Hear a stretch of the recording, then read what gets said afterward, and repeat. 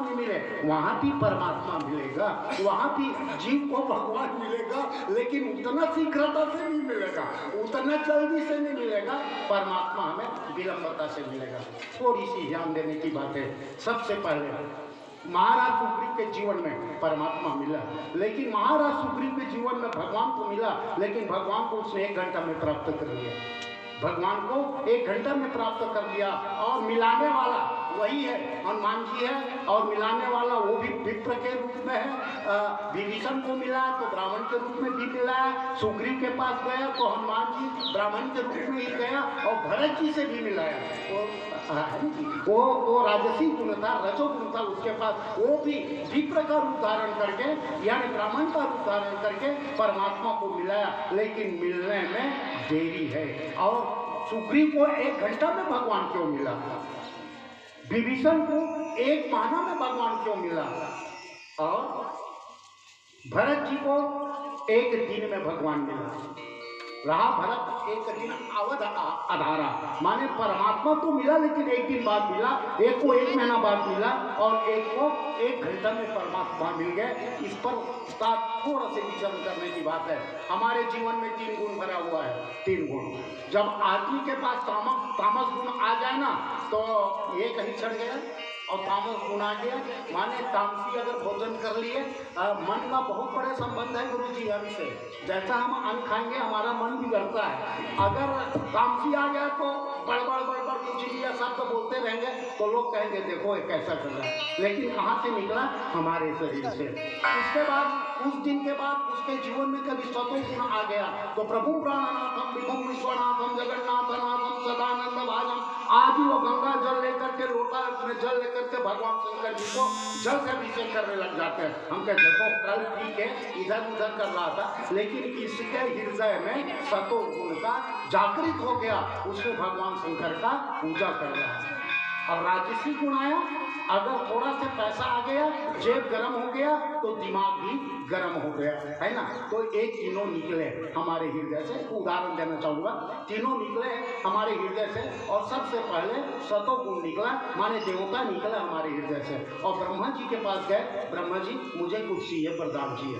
तो ब्रह्मा जी बोले आप तो देवता हो, आपको तो इतना बड़ा ऐश्वर्य मिला है, और अप्सराएं भी बहुत मिली है, तिलोत्तमा मिली है, मेनका मिली है, राज्यशाला मिली है, पुष्पांजलिका मिली है, आदि को सब मिली है। और उसके बाद भी आप चाहत करते हैं, आप कुछ मांगते हैं, नहीं महाराज जी मुझे कुछ चाहिए। ब्रह्मा जी से आराधना की, याचना किया, तो बोले ठीक है मैं तुमको दाक्षर दे देता हूँ, तुमको मैं दाक्षर देता हूँ। बोले हाँ महाराज जी स्वीकार है मुझे। तो दाक्षर का मतलब समझते हो? बोले तो दाक्षर का मतलब मैं बताता हूँ। बोले भगवान ने दाक्षर का मतलब कि शरीर के द्वारा जितनी दुष्चरित्र है, जितनी बुराइयां हैं, उसको दमन नहीं करोगे तब तक हमारे जीवन का सतोगुण नहीं मिलेगा, ना हम परमात्मा को पा सकेंगे। इसलिए दा अक्षर का मतलब होता है अरे देवता, तुम देवता तभी कहोगे जब अपने शरीर के दुष्चरित्र और बुराई को दमन कर दोगे, तब सत्व कहोगे। निकला फिर इसी शरीर से मनुष्य, और मनुष्य बोले महाराज जी देवता को आपने वरदान दिया, हमने आपका क्या बिगाड़ा है, और हम भी आपसे मांगने आए हैं और हमको भी दो। तो बोले आपको भी दाक्षर देता हूँ, आपको भी मैं दाक्षर देता हूँ। तो दाक्षर का मतलब समझते हो? बोले हाँ नहीं समझता हूँ महाराज जी बता दिए। दा अक्षर का मतलब होता है दान करना। मनुष्य ही दान कर सकता है, पशु पक्षी इत्यादि दान नहीं कर सकते। मनुष्य का कर्तव्य ही दान है, ये मैं बता देना चाहूँगा। 4 दान का बहुत बड़े महत्व है माता जी। 4 दान का, दान तो बहुत है लेकिन गरुड़ पुराण के अंतर्गत 4 दान का महत्व है। पहला दान तो ये जो मरने के समय है, उससे बड़ा कोई दान नहीं है। दूसरा दान मकर संक्रांति का, तीसरा दान चंद्रग्रहण सूर्य ग्रहण का, और चौथा दान अमावस्या का। ये दान है। तो मनुष्य जब तक तुम दान नहीं करोगे तब तुम मनुष्य नहीं कहोगे।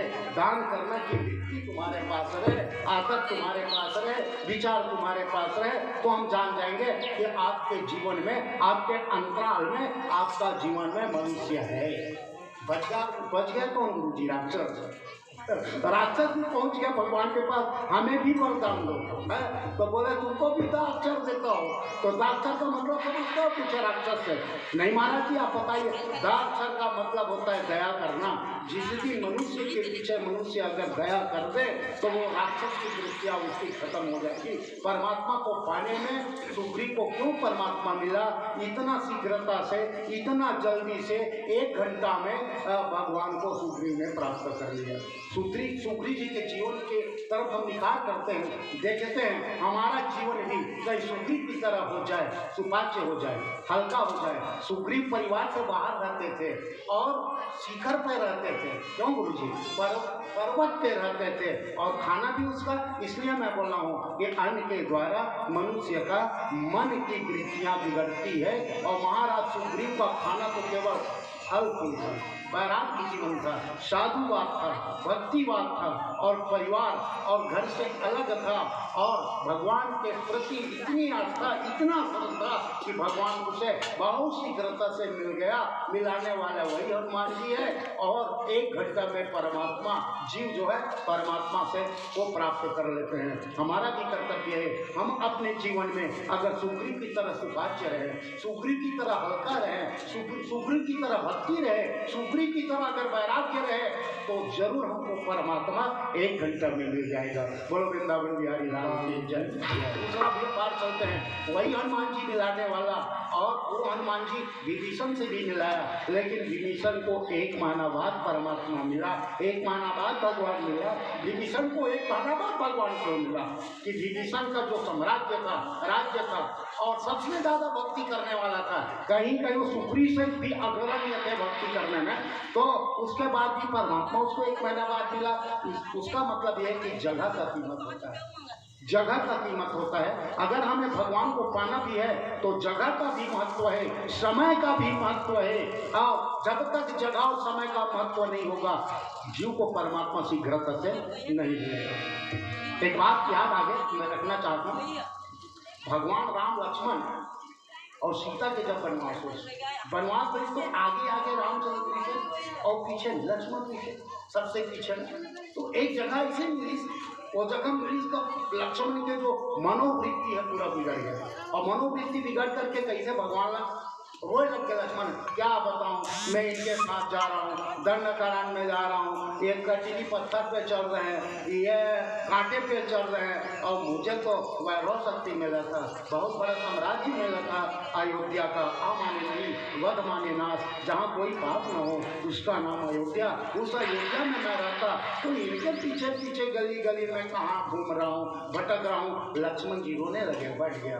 भगवान पीछे मुड़ के देखे, बोले लक्ष्मण अरे तेरा नाम तो है लक्ष्मण, लक्ष्य और मन, जो मन को निशाने की तरह रखे, लक्ष्य की तरह रखे, वैराग्य की तरह रखे, वो लक्ष्मण है। लक्ष्मण को रोते देखा भगवान दौड़ के आए, भाई क्या हुआ? बोला कूद उड़ जाने के बाद जो बातें हैं लक्ष्मण भूल जाते हैं। बोले भैया मुझसे एक बड़ी गलती हुई, इस जगह पे मैं आया, मेरी मनोवृत्तियाँ ही बिगड़ गई, मेरा विचार ही बिगड़ गया, क्या बात है? तो बोले लक्ष्मण ये जगह की कीमत है, ये जगह की कीमत है। इसी जगह में शुंभ और निशुंभ, शुंभ और उपशुंभ नाम के 2 भाई थे। उसने भगवान से वरदान प्राप्त किया था कि मुझे कोई मत मारे। भगवान ने कहा ऐसा नहीं हो सकता, आप कोई प्रमाण रखिए, वरदान मांगिए, जैसे हिरण्यकश्यप ने रखा था। और बिना प्रमाण के जो मृत्यु लोक में जिसका जन्म होता है उसका मरना निश्चित है। उदरत में दामन में 2 ही बातें छिपा कर रखा है, आयु से ज्यादा कोई प्राणी मृत्यु लोक में जिएगा नहीं और मुकद्दर से आगे किसी को कुछ मिलेगा नहीं। नींद न खोजे,